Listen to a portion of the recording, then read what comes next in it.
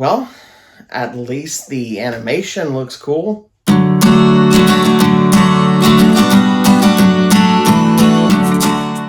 Oh, hi, Mark. Hey, travelers, and welcome back to Roberto's Room. I actually did not even know that we were in for the Friendly Neighborhood Spider-Man premiere, which was supposed to be this show about the Tom Holland Spider-Man during his early days, basically how he got the spider bite, and all, just, things that happened to him during those first 8 months before he was in Civil War.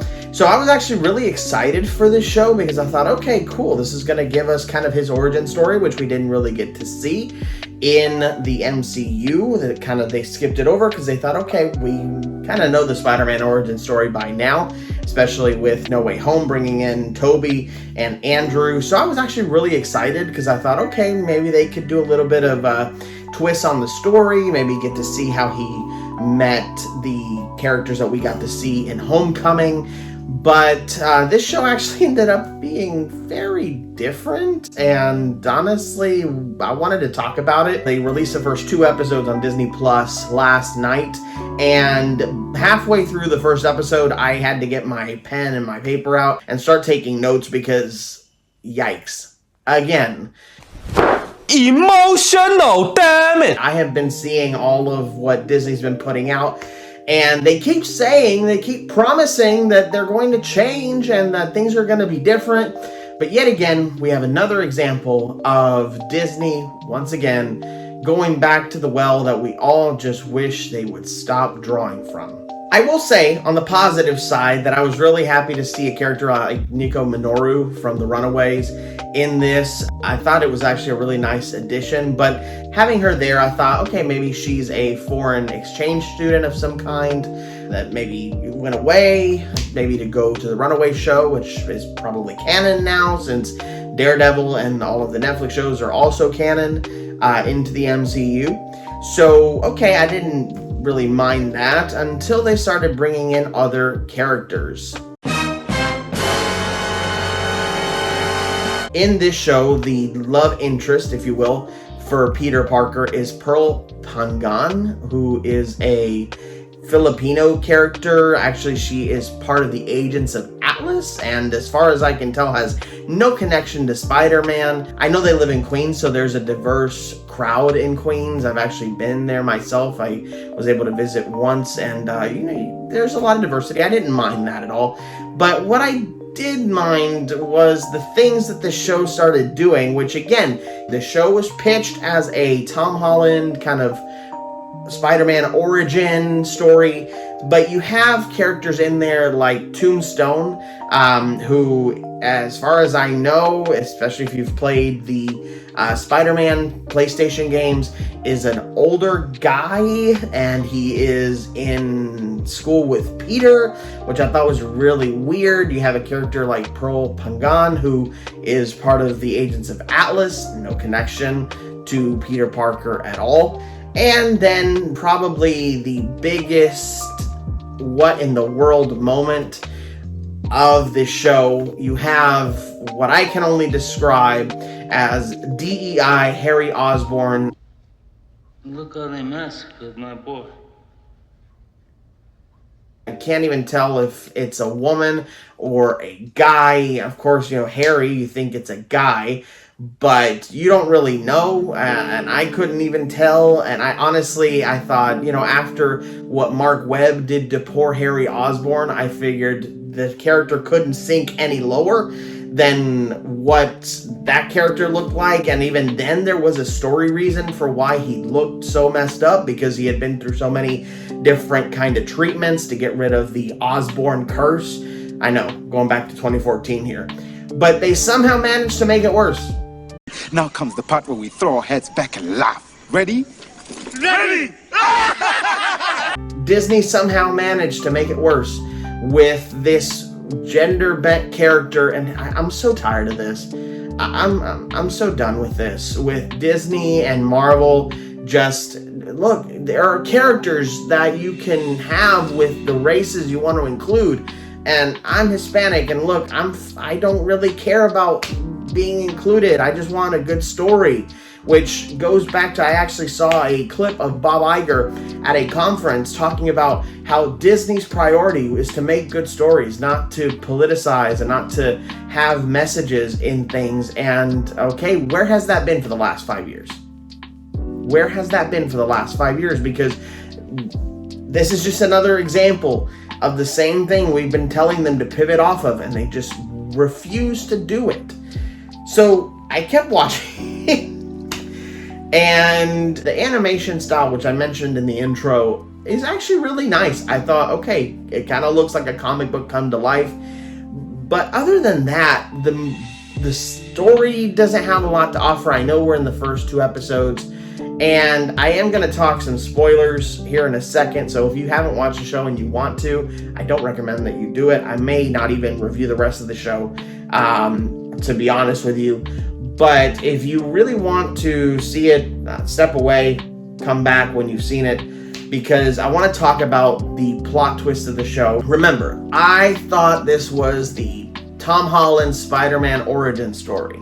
So they actually tee up his intro scene from Civil War that we know, where he's coming into his house and there's Aunt May there, which is not voiced by Marissa Tomei. By the way, Peter Parker is not voiced by Tom Holland, but is actually voiced by Hudson Thames, which he does a good job at kind of portraying a Tom Holland-esque voice, which makes no sense given what I'm about to tell you, because they tee up the Civil War scene, and it was really cool. I thought, okay, cool, we're gonna meet Tony Stark, and he's gonna be in the show.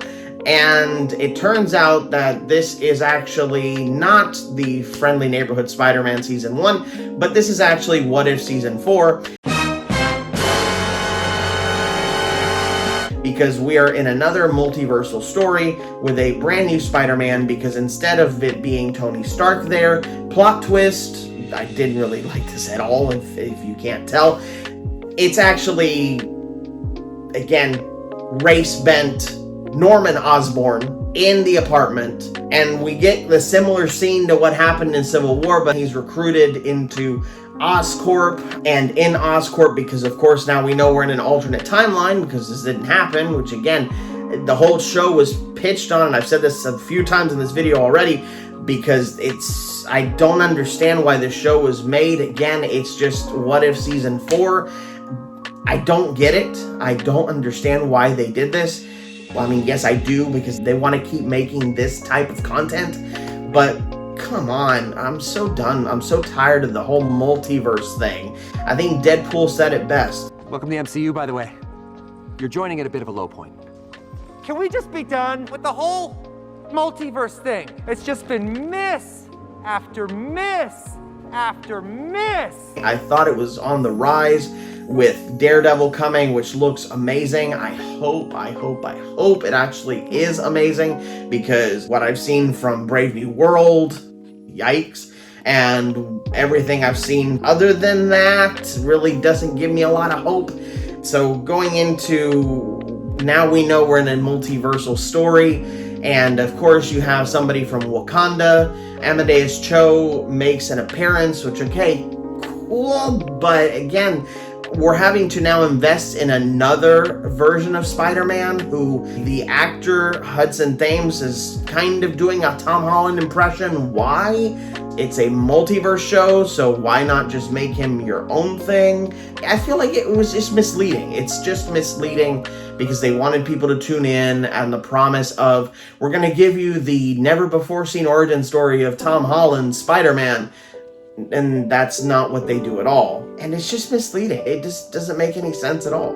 At the end of the day, this is just another wasted opportunity. We wanted to see Tom Holland's origin story, and I feel like they could have included some characters in there from the lore that would have been beneficial. It would have been really cool. But instead, we get yet another multiversal story that no one cares about. I don't think anyone's going to watch this. I haven't seen anybody reviewing this. So that should tell you a lot, because people love to hate on Marvel nowadays. It's the popular thing to do. And I don't want to hate on Marvel. I want Marvel to be the Marvel of Civil War. I want Marvel to be the Marvel of Endgame, of Infinity War. But instead, for the last 5 years, we have been getting all this multiversal nonsense that really leads nowhere and is asking us to invest in characters that no one really cares about. And this is just another example of that with a Spider-Man that we don't know, because it's really not Tom Holland's Spider-Man in a world that we don't know, having to invest in this show and the great plot twist at the end of, because again, they have 2 plot twists. The one is, of course, Norman Osborn is revealed instead of Tony Stark, and at the end of the show, the great plot twist is that Norman Osborn knows, and again, please, if you don't want to be spoiled, turn away now, but really, who's going to watch the show? Norman Osborn is revealed to actually figure out that Peter Parker is Spider-Man. No, cut the music. Cut the music. Because Peter Parker is too dumb to see that there's a camera recording him as he's changing from his regular suit to it's I think Deadpool said it best. Well, that's just lazy writing. Because they want to do another multiversal show that no one cares about. When are we going to see this Spider-Man again? I have no clue, because everybody loves the Tom Holland version of Spider-Man, which we thought that's what this was. So this is just, again, another wasted opportunity from a studio that has run out of ideas. You have a multiverse, which would be really cool, and when they've actually leaned into the coolness of the multiverse, they've given us really great movies like Deadpool and Wolverine and No Way Home, which actually took full advantage of the multiversal concept. But you have to suffer through all these dumb multiversal projects that no one cares about. We're not going to see these iterations of the character, I'd venture to say, never again, because I'm pretty sure that Secret Wars is going to reset everything. So these are characters that aren't going to matter, so why should we watch them on the show that you're trying to pitch us? It makes no sense. It really doesn't, and I'm probably not going to watch another episode of this, because it really just isn't worth watching. It's really not worth wasting my time on this show, given what I now know that it is, because they have to pull the rug out from under us. And one more thing I want to talk about that I actually left kind of on the side, because I was talking about the whole multiversal thing. As part of the multiversal concept, of course, they not only have to race bend, but also gender bend. Kurt Connors. Kurt Connors is a woman now. I